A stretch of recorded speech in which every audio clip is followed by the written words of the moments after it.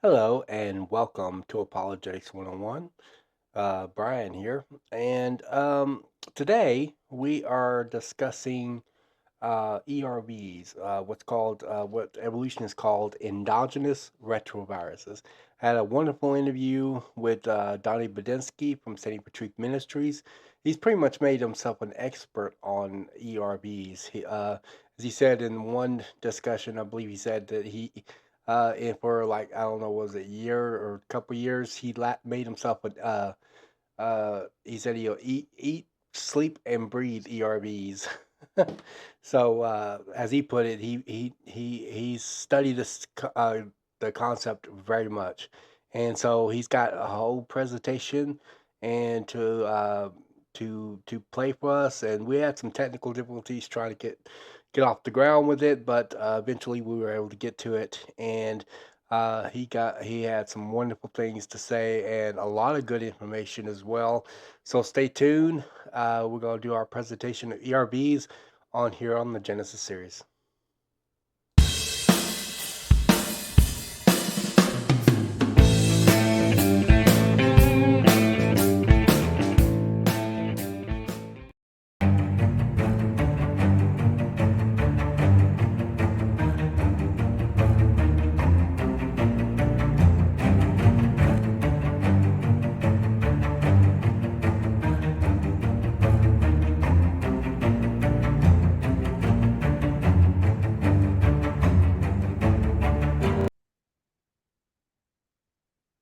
All right, we're here with Donny Budinsky from Standing for Truth Ministries, and he is going to be talking to us today about ERVs.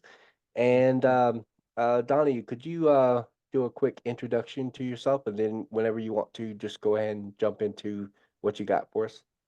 Well, Brian, as always, it is a pleasure to be with you. I really appreciate the work you're doing here at Apologetics 101. You put on some excellent interviews. You're always very professional and comprehensive. And we love the same topics, my brother. So I'm happy to be here. My name is Donny Budinsky. I run the Standing for Truth Ministries. We're a full-time biblical creation ministry. We also host debates, interviews. I do a yearly conference. We've written and put out numerous books, articles. And so, yeah, we focus on a lot of things. I like to leave no stone unturned, especially when it comes to the world of creation.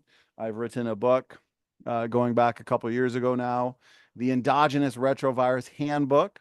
Many proponents or defenders of common descent believe that ERVs are essentially irrefutable evidence that you and I, Brian, are related to chimpanzees and dogs. And so I'm excited to discuss ERVs tonight with you. Right.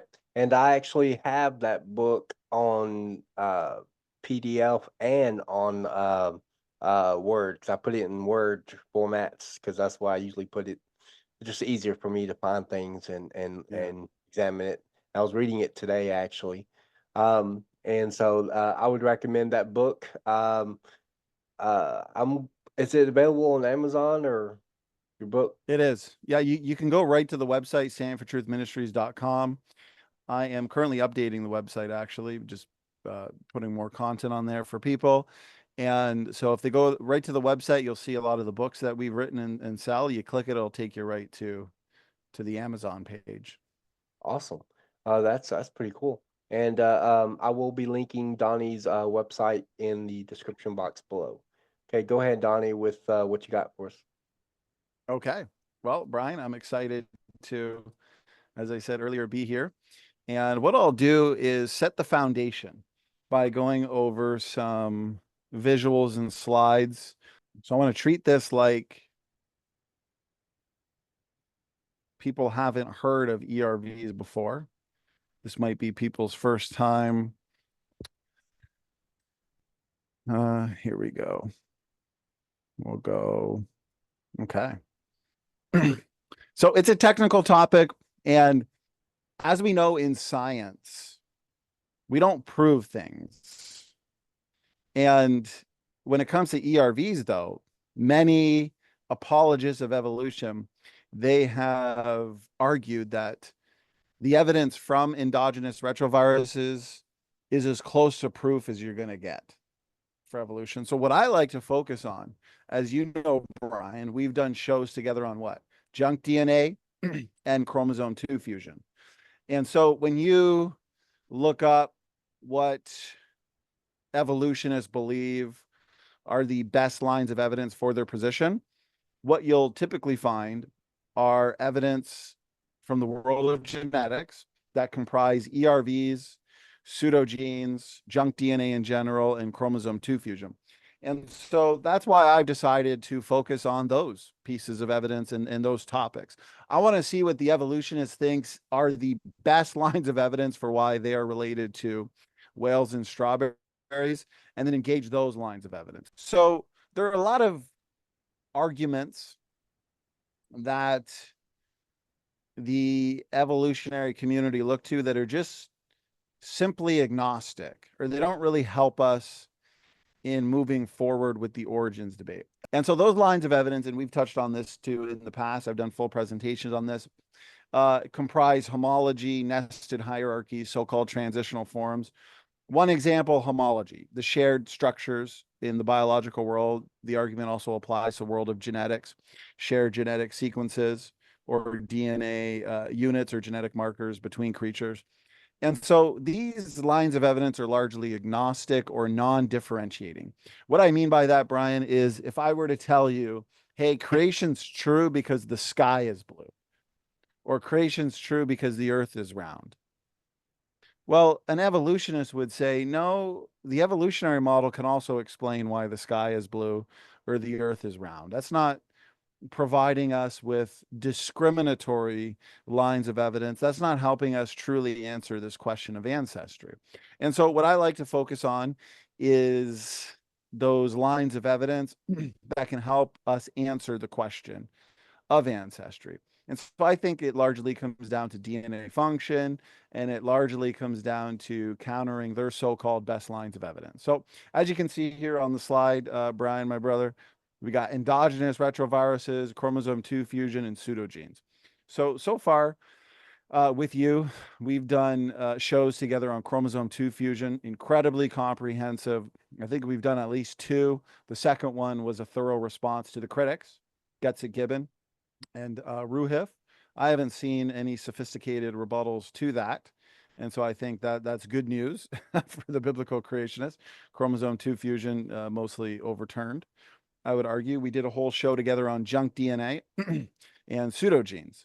And so people can check that out as well. We responded to Gibbon on that. And so tonight we're going to focus on endogenous retroviruses, ERVs. And so, as I pointed out earlier, I've written a book on the topic, the Endogenous Retrovirus Handbook. I've done numerous debates on the topic, both formal and informal. And in this book, I'm comprehensive. I make sure to address exactly why they believe shared endogenous retroviral-like sequences across the biological world, why they believe that's good evidence for common descent, and I make sure to tackle those arguments right here, available now. You can find it on Amazon. Now, one thing that's important, a couple quotes that I think we could live by. Here's one as we move into some of the visuals and arguments here.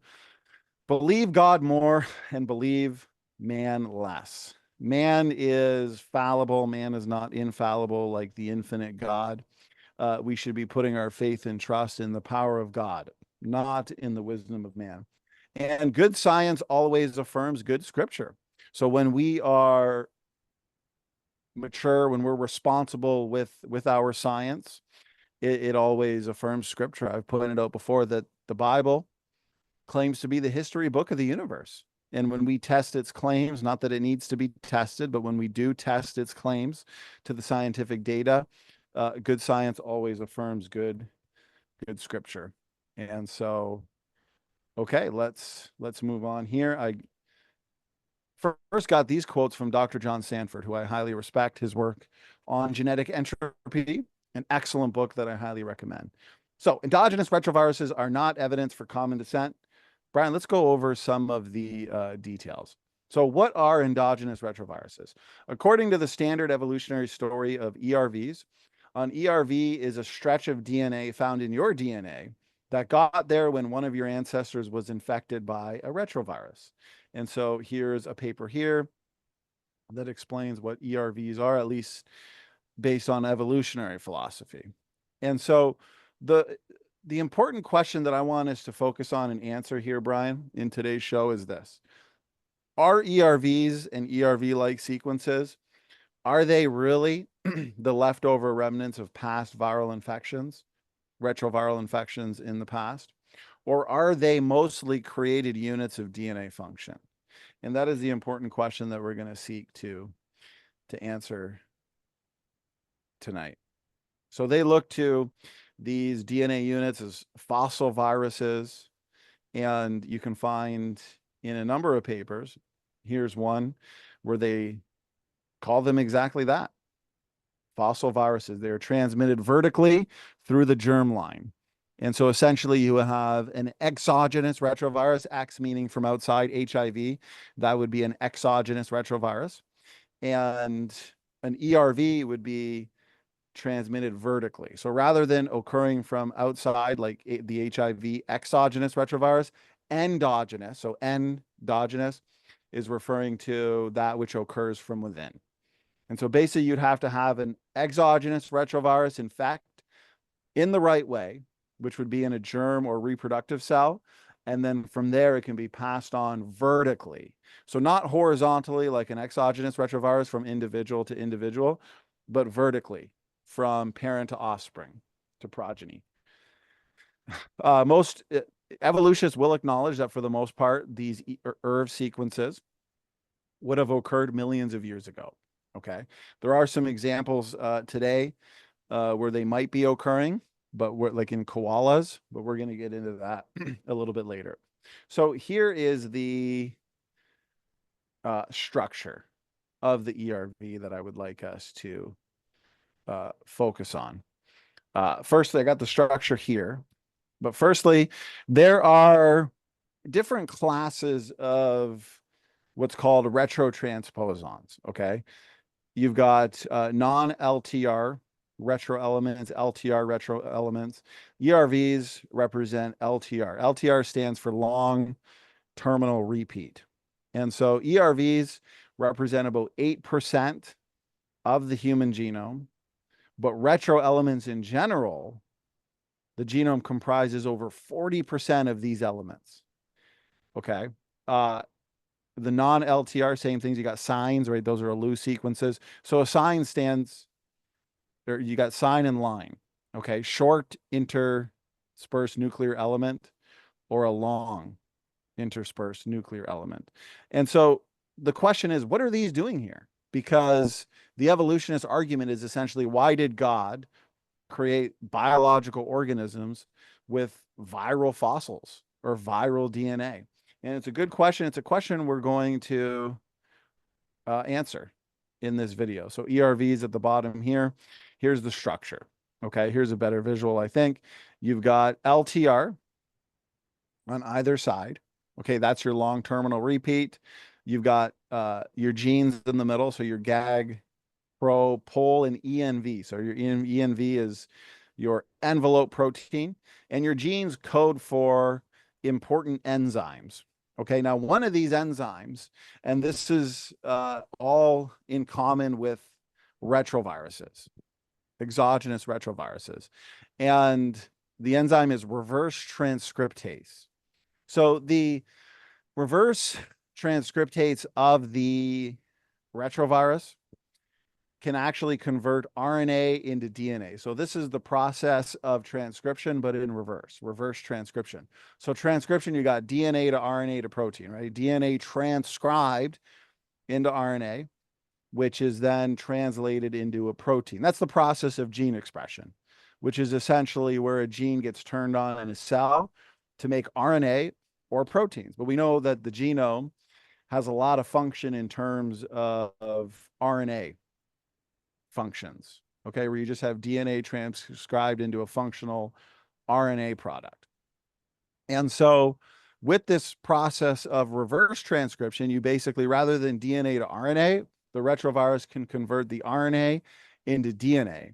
And so when the viral RNA gets converted into DNA, the DNA can now be read by the host machinery and then transcribed to produce RNA molecules that are viral. So viral RNA molecules.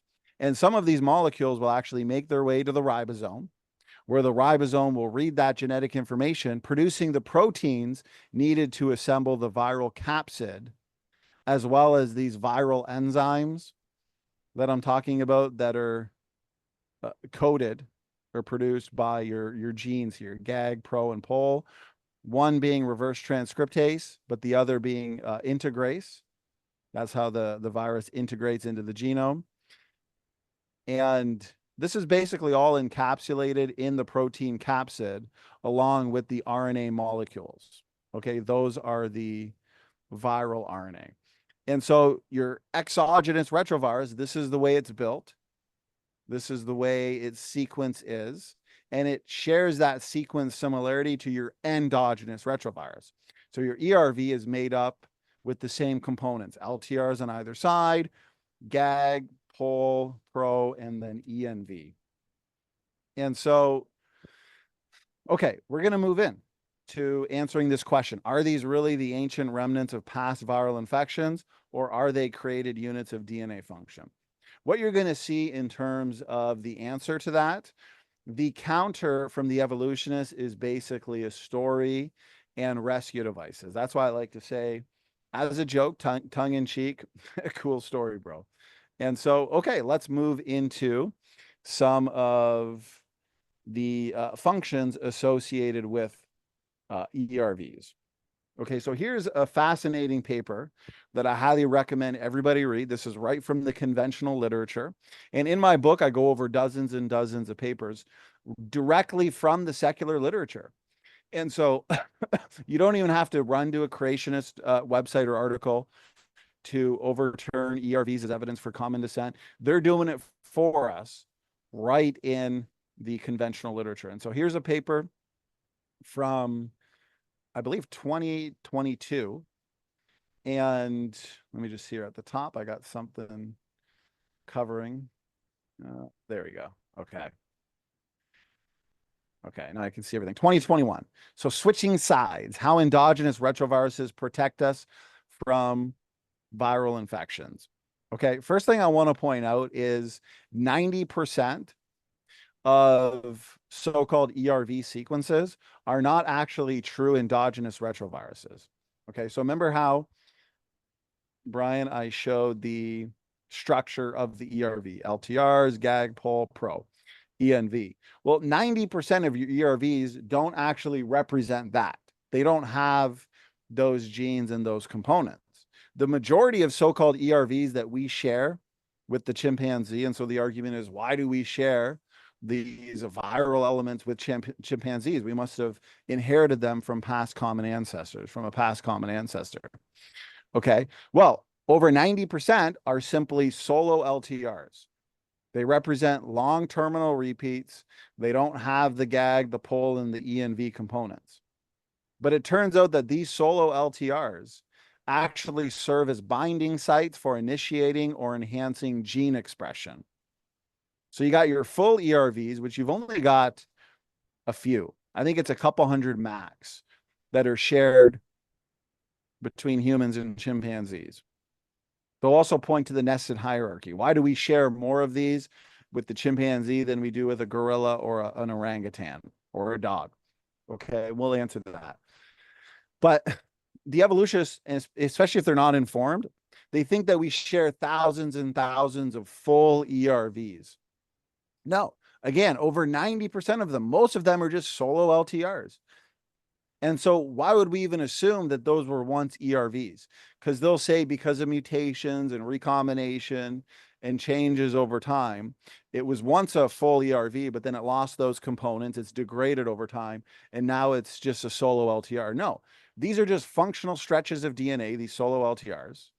And again, they serve as binding sites for initiating or enhancing gene expression. So why are they shared between humans and chimpanzees and the other primates? Is because they're functional DNA units. Notice this in this paper. This is very interesting. I highly recommend people read the whole thing because it answers the question, why do ERVs look like exogenous retroviruses? Why do they have sequence similarity? Okay, notice this. Long disregarded as junk DNA. So right from the secular literature, they are admitting that they've assumed that ERVs are junk DNA or genomic dark matter. ERVs have turned out to represent important components of the antiviral immune response. So they are active in the immune system and self-stress responses.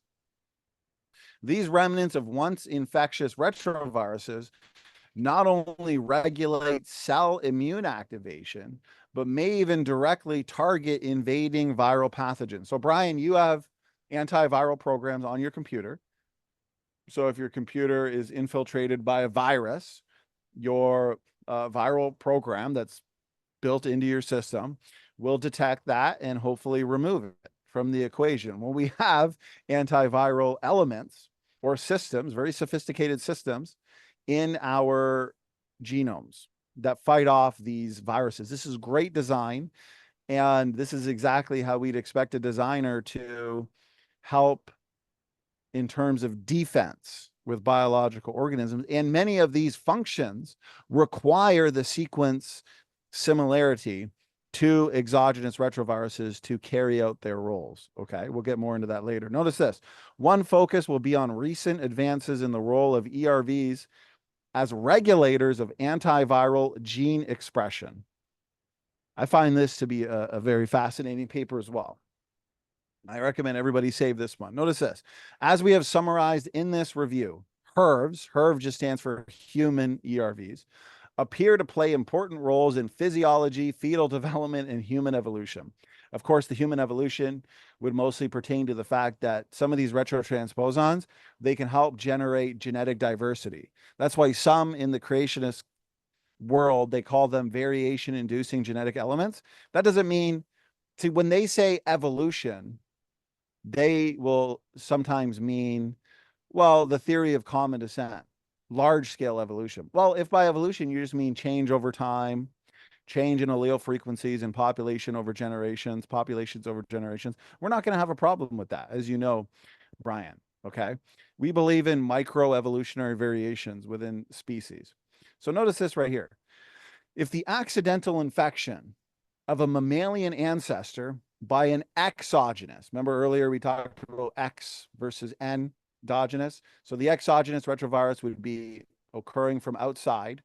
So an organism is hit with an external retrovirus, and then it infiltrates in a germ cell, and then it can be passed on vertically, and then every single cell of the progeny will have it, and it can be passed on from there as an endogenous retrovirus. So notice this. The placenta and the mammals that produce it, including humans, would have never existed. I like to exist. Brian, I know you like to exist. Hopefully the evolutionists that are watching this show like to exist.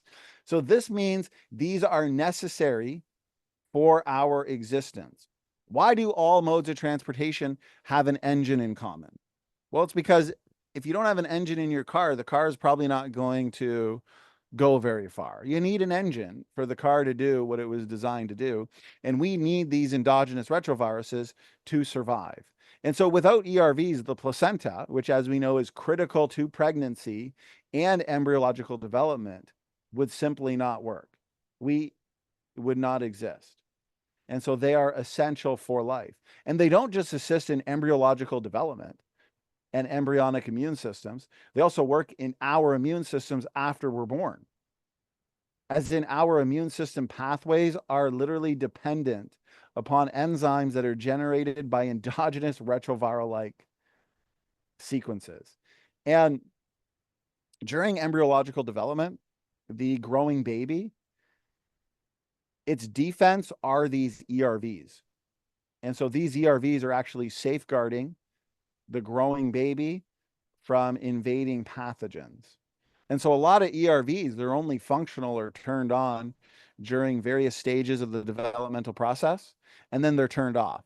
And so just because an ERV is turned off or silent or not performing a function at a certain time, it doesn't mean it's non-functional. It just means it's done its job. And we could go over function after function that relates to that. So, okay, why do we share many of these ERVs with the chimpanzee and other primates? It's like asking the question, why do Dodge, Volkswagen, Ford, and GM vehicles share engines in common? It's good design. These are necessary. Okay, notice this one: beneficial role of human ERVs. Human endogenous retroviruses. And notice this is all from the conventional literature. Have recently been suggested as mediators of normal biological processes, such as cell differentiation and again, regulation of gene expression, which we talked about earlier, is that important process where a gene is turned on in a cell to either make an RNA or a protein. Very important functional roles. We understand that ERVs can act as promoters, enhancers, and even transcription start sites for gene expression. And getting more into, so I want to get to a different slideshow here because there exists paper after paper, as I've said. But I wanted to focus more on this. So I've done a deep study into this paper that we were talking about earlier, switching sides, how ERVs protect us from viral infections. You can find all your answers to the evolutionary argument for ERVs in this paper, because the more we discover about the genome and how sophisticated it is, the more functions we discover. Okay. So notice what I was saying earlier about the solo LTRs. This is not me making things up. This is directly from, again, the secular literature. Intriguingly, almost 90% of all Ervs represent what? So-called solo LTRs. These Ervs lost the prototypical retroviral genes GAG, POL, and ENV. And Brian, you're really good at this in terms of recognizing presuppositions and assumptions. Notice in their papers, as creationists, we read these papers, but we got to get rid of the fluff. We got to recognize what's based on an evolutionary presupposition, what's empirical, what's not. And so they're assuming that these solo LTRs were once full ERVs. But wait a minute. We now know that these long terminal repeats serve a functional role in the genome where they act in gene regulation. And these can function as promoters and serve as transcription factor binding sites. And so, yeah, if you were a designer, you could incorporate similarities to the long terminal repeat to genomes of eukaryotic organisms because they have properties that make them ideally suited for what? Promoter sequences. And so these are critical for transcription, and they serve as promoter sequences that serve as binding sites for RNA polymerase. Okay, so no, we're not just going to assume what the evolutionist assumes, that these were once part of an ERV and they've been degraded over time. Okay, notice here, right from the secular literature, the endogenous LTRs mentioned above all act as enhancers. Is this not what I've been saying? And may increase antiviral gene expression in response to viral infection. And so these all function and help in fighting off viral infections. They are our defense systems in many ways. And so right here is the paper again that I highly recommend people check out, antiviral protectors. And see, here's the thing. Your evolutionists, their main argument is, why do ERVs and ERV-like sequences like the LTRs, why do they share sequence similarity with exogenous retroviruses? Because they have to. They require that sequence similarity to carry out these roles. And this brings us to an even bigger question, which we could do an entire show on. So I'll just give a teaser, a sneak preview, is the question of, where did viruses come from? Where did retroviruses come from in the first place? How did they evolve? What's their origin? Because we know that retroviruses actually require hosts to replicate. So what came first, the host or the retrovirus? If the retrovirus came first, where's the host? Where's the cell to replicate? And so as creationists, we have an excellent explanation, which many in the secular camp are actually resorting to now as well, the escapee hypothesis that these retroviruses, the harmful retroviruses, have originated from host genomes. And so this is what I would argue as a biblical creationist, that your exogenous retroviruses, your harmful ones, have originated from healthy cells. maybe healthy ERV or retrotransposons, and they've managed to escape the host cell, cross species where they're now harmful. Okay, so there's a lot that have to do with that, but that would also explain why they look the way they do. Okay, and that's an excellent explanation for the origin of retroviruses, which the evolutionary community lacks. So notice this. ERVs have become, so notice how they say become. No, ERVs were front loaded by God at the beginning to be integral parts of immune defense mechanisms and help to fight off invading viral pathogens. Okay. And so each part of your ERV, your GAG, your POL, your ENV proteins, they participate in these functional roles. Notice this. ENV proteins can also directly inhibit viral infection, because a lot of evolutionists, their rescue device is, well, the ERV is not functional. It's just certain parts of it. No, every aspect of that would be like saying the element that is a human being, me. My arms are functional. Maybe my legs are functional. Other parts are. No, the entire unit of a human being is functional.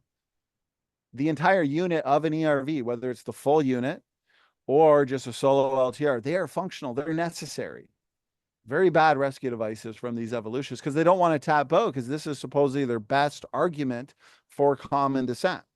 So your ENV proteins, they help with this function of blocking the harmful effects of exogenous retroviruses. Okay.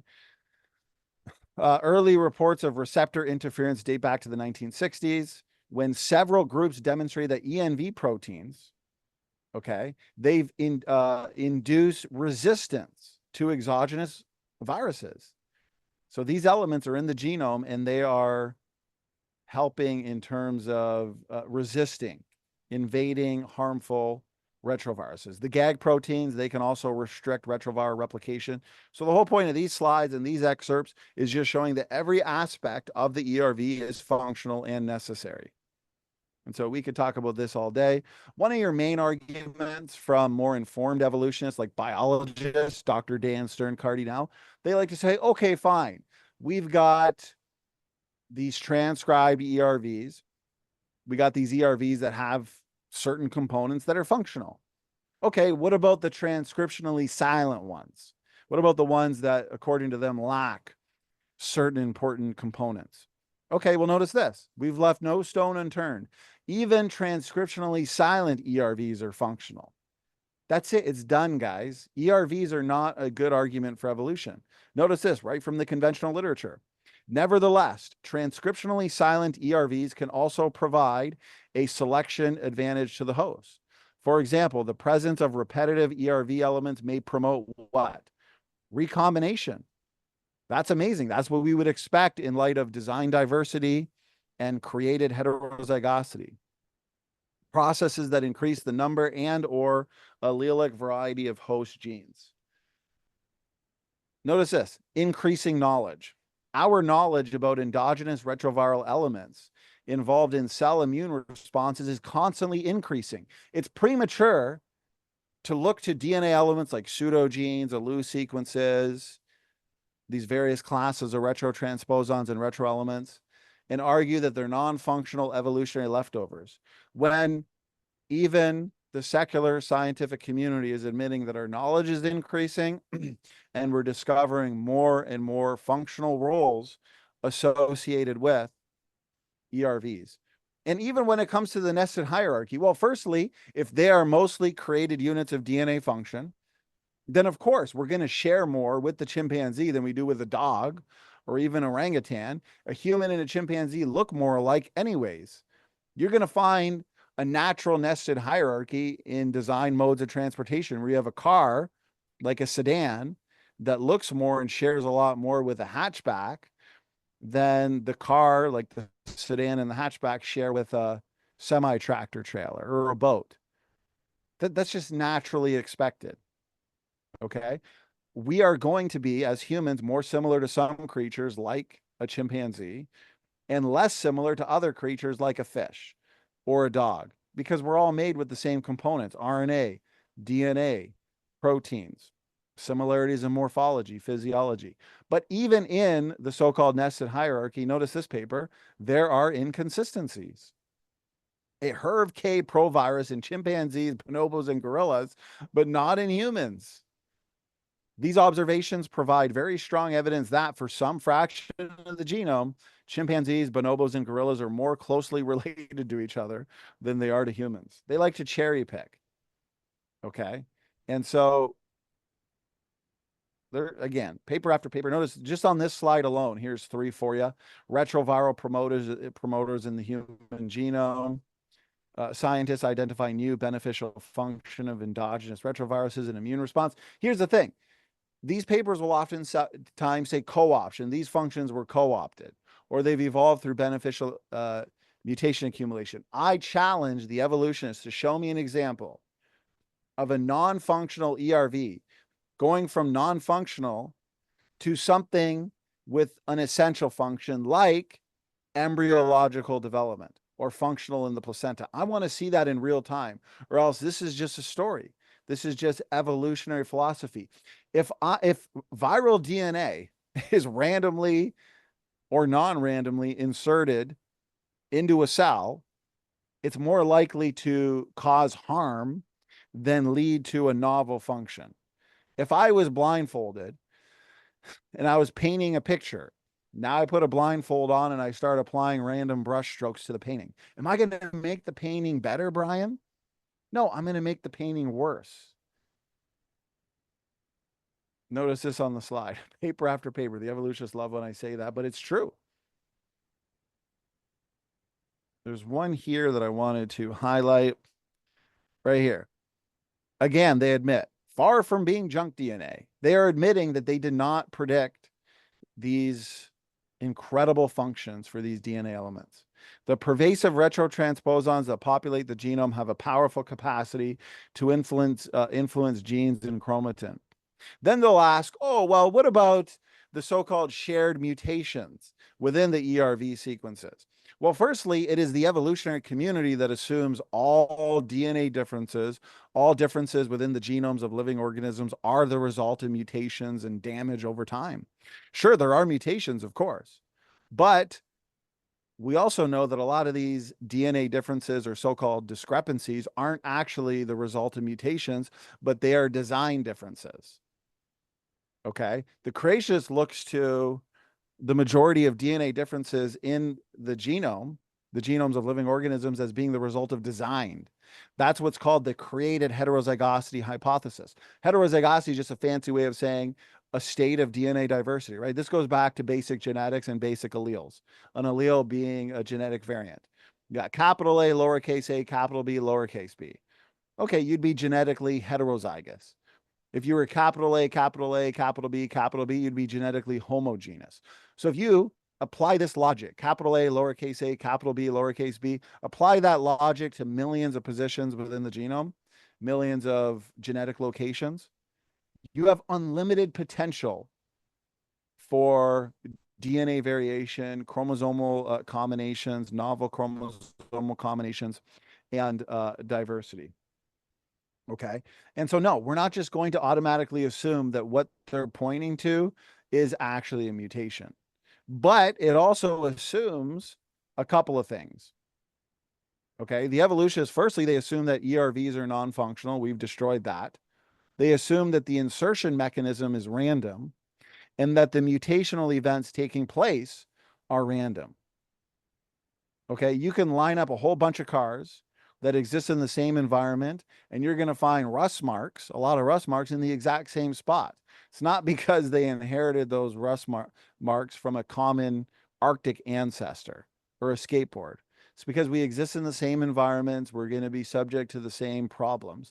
And we know there are mutational hotspots.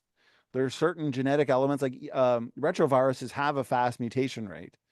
And so, yeah, a lot of mutations could be accumulated independently and shared, but not become of common ancestry.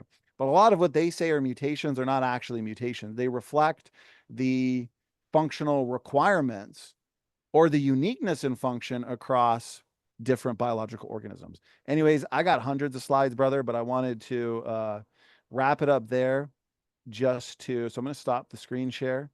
All right, yeah, I have some questions actually. Uh,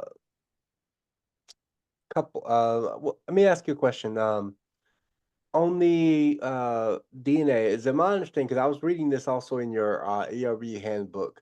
They consider the 8% ERVs that are found in us. Do they consider it part of what they call junk DNA? Is that correct? Right. As you can see in a lot of the papers, they'll say once assumed to be junk DNA, or you'll find, because people like Dr. Dan Stern Cardinal and these evolutionary biologists that have so much invested in being related to whales and pine trees, they will oftentimes assert that these functions were expected.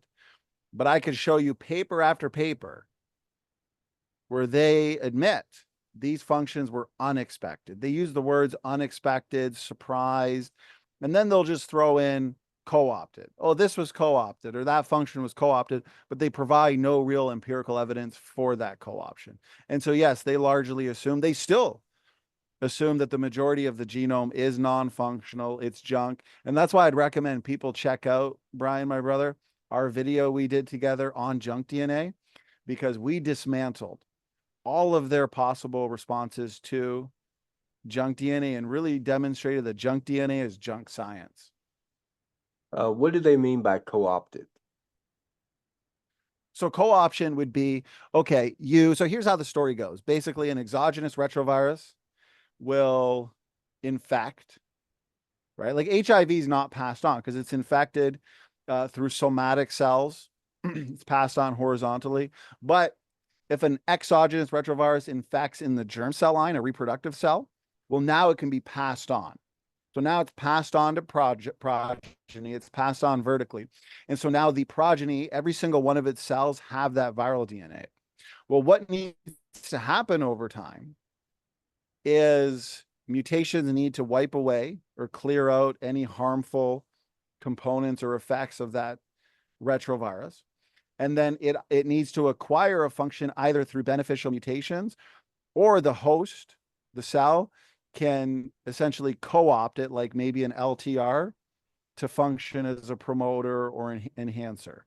So it's basically saying, hey, this new DNA is part of the system, so let's use it for something.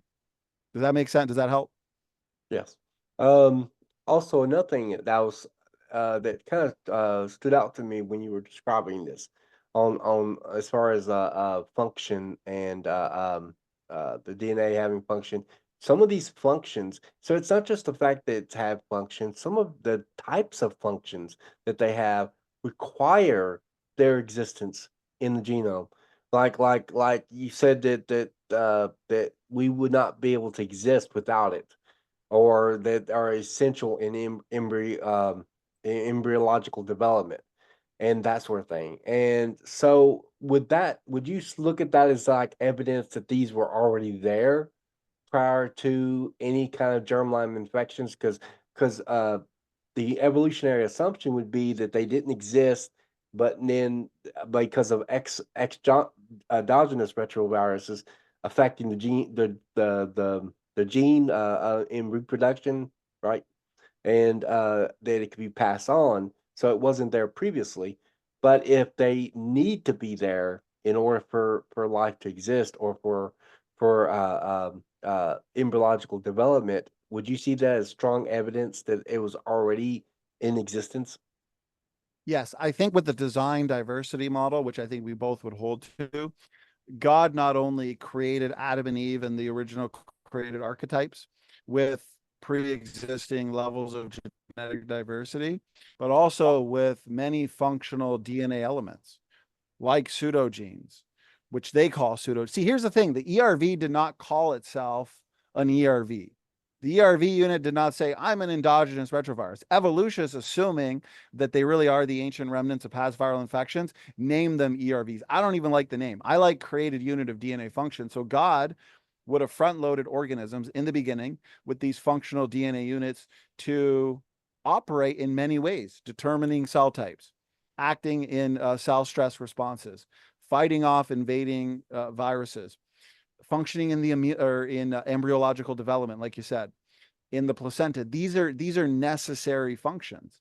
And so is it a surprise that we share these elements with all of the biological world? I want to point this out because there is an amazing functional role associated with these ERVs, brother, that they've discovered. So what I like to say in terms of which ones are designed and created versus which ones are true ERVs.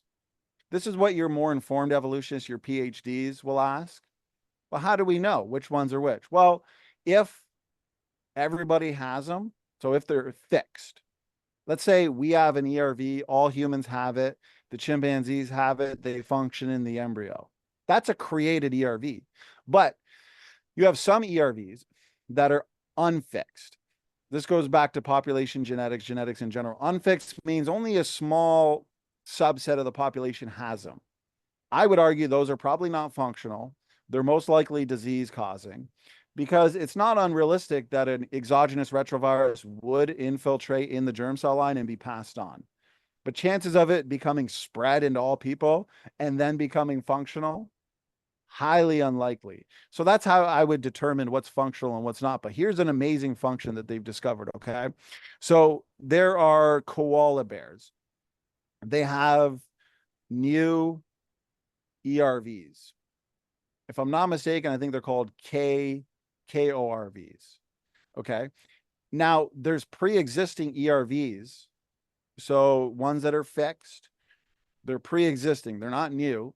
They're not from exogenous retroviral infection. They're actually disrupting the endogenization process from these new infections. Okay. And so it looks like the pre-existing ERVs, the ones that I would argue are designed and created, they also help and act to fight off or to prevent true endogenous retroviruses from proliferating. And so there's another amazing functional role associated with this. So yes, there are true ERVs, Brian. They're not going to be essential in function like embryological development. They're not going to be fixed where everybody has them.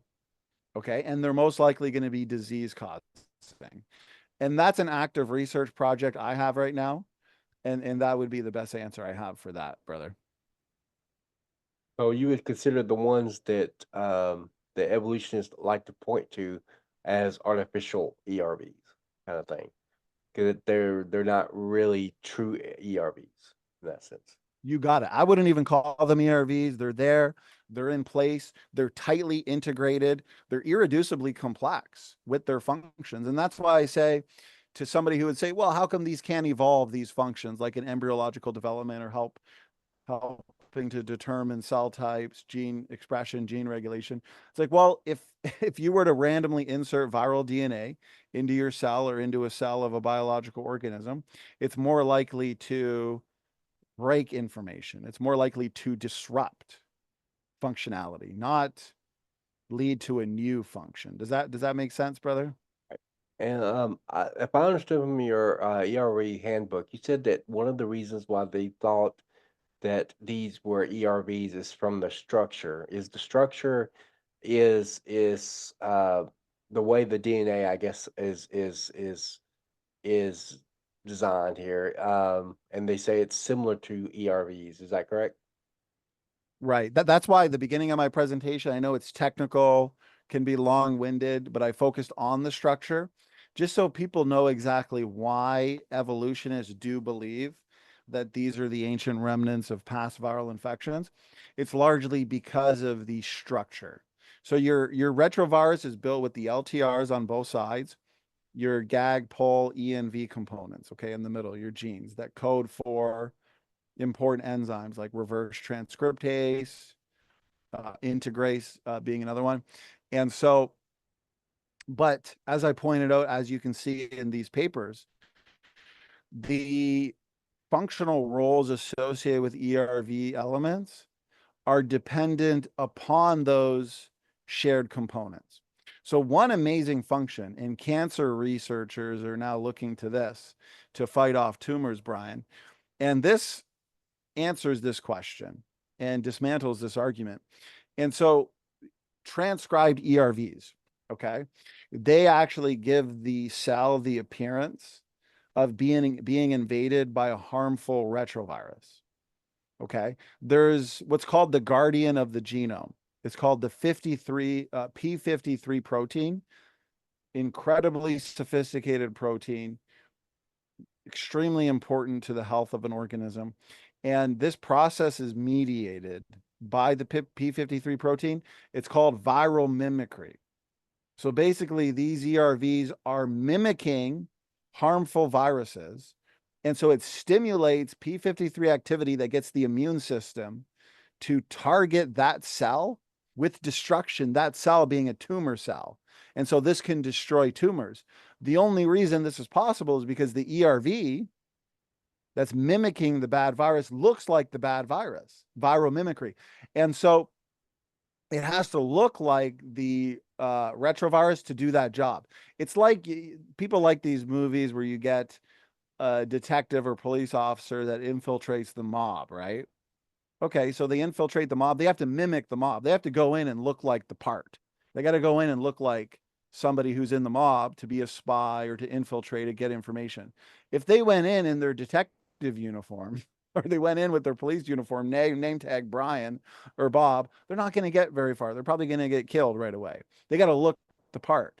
And that's the same thing with these ERVs. They got to look the part to carry out those operational roles. Right. Um, and I have a question.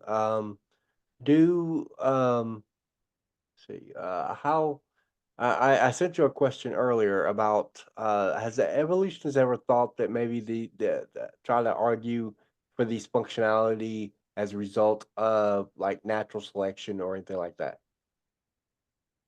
Yeah, they would argue that these functions came about through co-option, like the with the embryological development.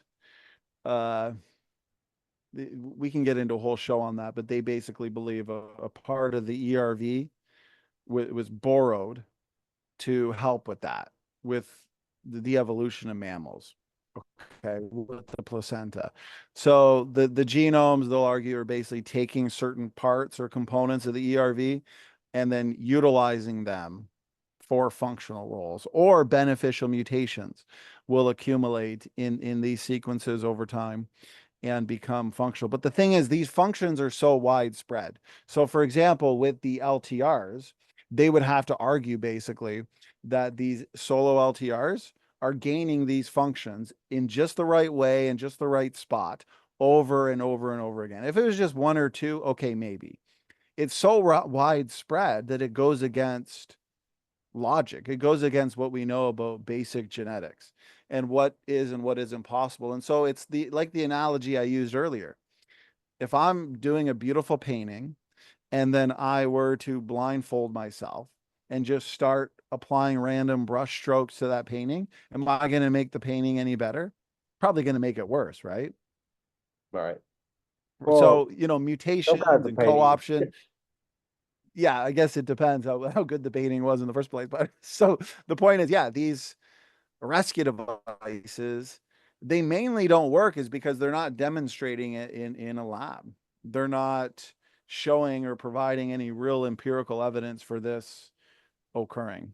I'm curious that we often say that there is no evidence for Darwinian evolution. And I still consider that because the ERLVs sound to me, and it sounds to me like you're saying as well, that this is actually evidence for design because they have a function, and these functions are requiring um, DNA elements to be there as well for the organism. So it doesn't make a whole lot of sense to assume that they was never there at one point or another. So do you see this as evidence of design, and you would not argue this as evidence for evolutionary view because evolutionary view would require these to be functionalist if you take their what they're arguing, you know, to its logical conclusion. Yeah, because certain functions, like for example, the function in the without retroviruses, right? These ERVs, we would not, human beings wouldn't have placentas. and therefore we would not be bearing live young. And so reproduction is important. The placenta is an essential biological structure for the development of a human being, and it has different structures that allow for circulation, continual circulation between mother and baby. That's how nutrients and gases and certain waste products are all circulated from mother to baby, is based on the placenta and its structure. And this is all due to an endogenous retrovirus. And so, yes, I think it's incredible evidence for design. The evolutionary community has not demonstrated how these functions can come about, these necessary functions. And so the evolutionary community wants to argue that, okay, we share ERVs with primates and other organisms because we inherited them from common ancestors, and those common ancestors were hit with exogenous retroviral infection that became endogenized and passed on generation after generation. But the thing is, these functional roles help us answer the question that I asked in the beginning. Are these really the ancient remnants of past viral infections, or are they created units of DNA function? And I would argue that they are mostly created units of DNA function, at least the fixed functional ones. Your unfixed ones, they probably represent true ERVs. And that's fine. That's what we would expect since the flood. And the flood was a disaster. The environment shifted. I could imagine a lot going on immediately post flood in terms of viral infections and the rapid degradation of the genomes, which I think applies to the declining lifespans as well. And Brian, it all goes back to the larger question that I asked. What is the origin of retroviruses? The evolutionary community can't answer that. Retroviruses require a host to replicate, right? So what came first, the host or the retrovirus? We have an answer. God front-loaded living organisms with ERVs, healthy, functional ERVs. But over time, because of the fall, because of death, extinction, mutation accumulation, degradation, what happened? Well, errors in the packaging process, mutation accumulation. These retroviruses essentially escaped, and they've crossed species. That's why you get a virus that's not necessarily harmful in its host, but once it crosses into another host, it burns hot and fast because that immune system of that host can't regulate the virus. And so you get all these negative symptoms. And so we can take whatever exogenous retrovirus you want to look at, even HIV, and you can track back and find where it originally escaped from or came from. And so we have an answer to the bigger picture question. And therefore, I think the design hypothesis, Brian, provides us the best explanation for both the origin of retroviruses and what exactly are ERVs. I was watching a video the other day that mentioned something about that something that's supposed to get rid of um, viruses that affect at least the first couple generations. It was called apoptosis. Have you heard of that? Apoptosis. Yes. Yes. Yes. Cell death. Yeah. Okay. Could you explain that? And do you think that that would be a problem from the idea of these ERVs being in a ancient ancestry line like that? Yeah, because if you think about it, apparently millions of years ago, these early primates are just bombarded with all of these exogenous retroviruses infecting, many of them being passed on vertically. Yeah, there's built-in cellular mechanisms and systems, apoptosis being one of them, that is going to destroy those viruses, destroy the cells. You'd think natural selection would actually get rid of these so-called fossil viruses. They're certainly not going to be beneficial right away. They're going to have to be co-opted or acquire these functions, these novel functions over time. And so selection should weed them out. Again, you got apoptosis, which would basically just destroy these cells that are experiencing these viral infections, if I remember correctly how that mechanism works. And so, yes, I think there are many problems associated with. And here's the thing, these ERVs and ERV-like sequences, they're within this 80% genomic activity that we know exists. And so even if we don't necessarily know the function of a certain endogenous retrovirus, that doesn't mean that it's non-functional.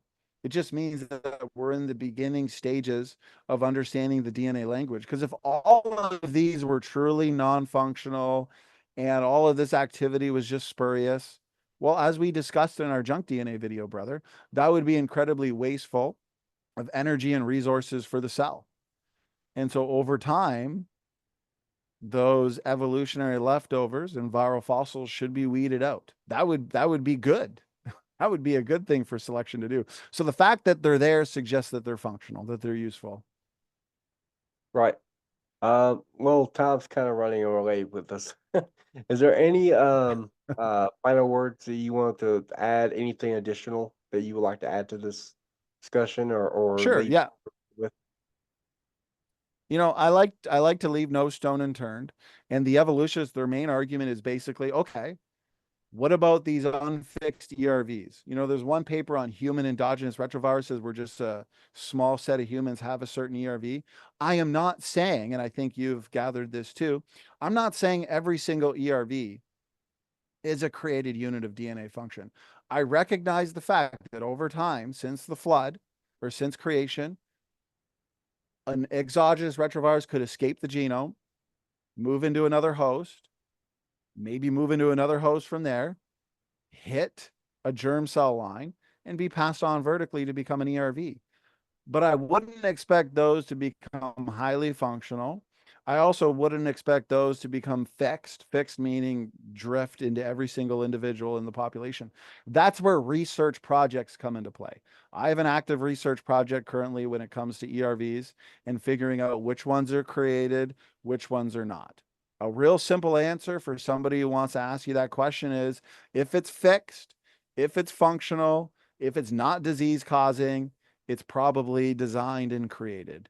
If it's not fixed, if it's disease causing, if it's not functional in, let's say, the embryo or the placenta, which is essential, okay, then it's probably a true ERV.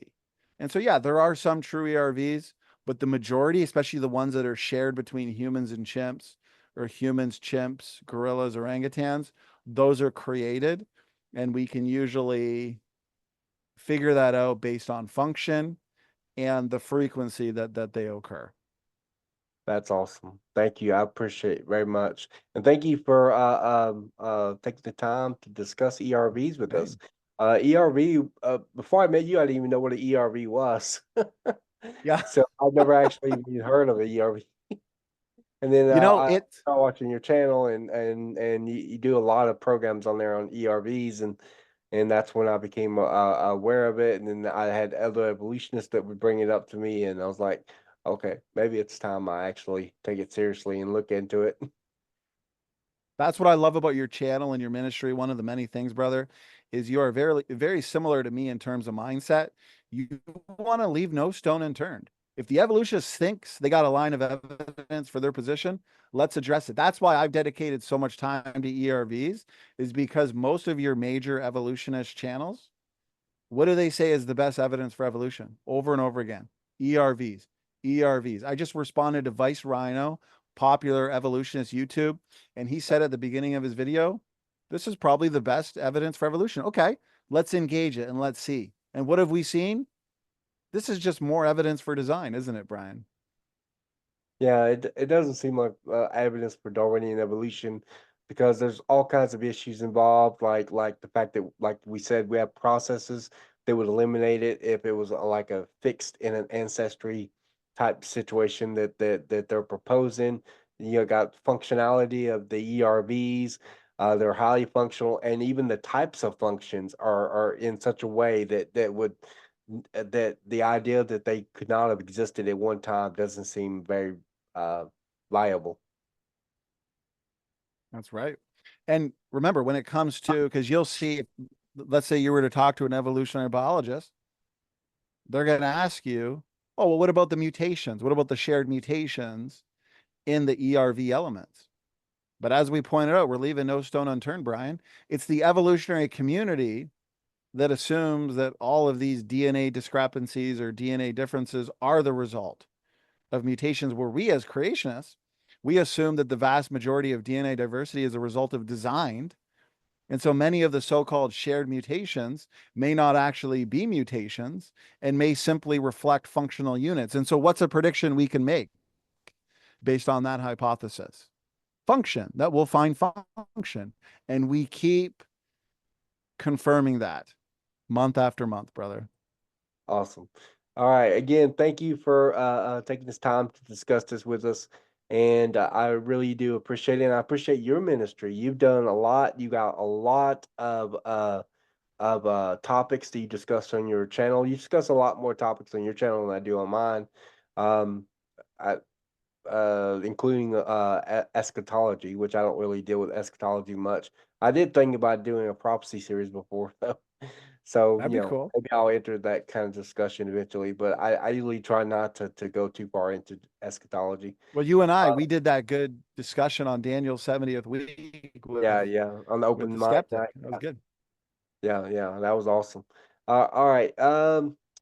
Thank you again, Donnie. I have to get going, and sorry for your technical difficulties. You do glitch a little bit, just to let you know. Just I don't know if you want to try to fix that later. But Sure.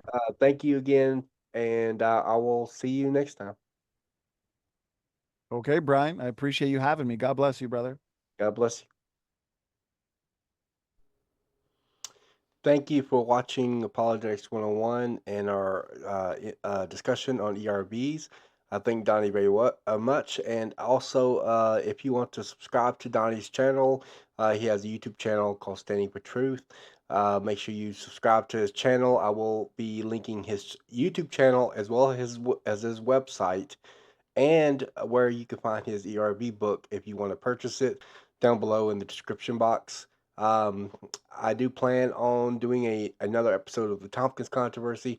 It's already planned up. It's just a matter of finding the time to actually do that specific recording.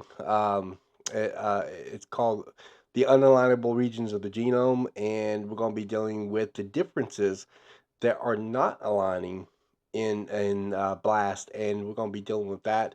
I've done some experiments. I'm actually working on an experiment right now, um, and we'll see how everything turns out. But I don't. It's just a question of having time because I am trying to also get an interview with Carl Werner, and I actually have an interview scheduled also for Dr. Jason Lau to come back on my channel on August 7th. So there's a lot of stuff in store, a lot of pre-planned episodes of Apologetics 101 coming up. And don't forget to support me on Patreon. Don't forget to subscribe to my channel. Don't forget to give the video a thumbs up. Um, Make sure you hit that notification bell. Drop me a comment below. And I'll see you on the next one.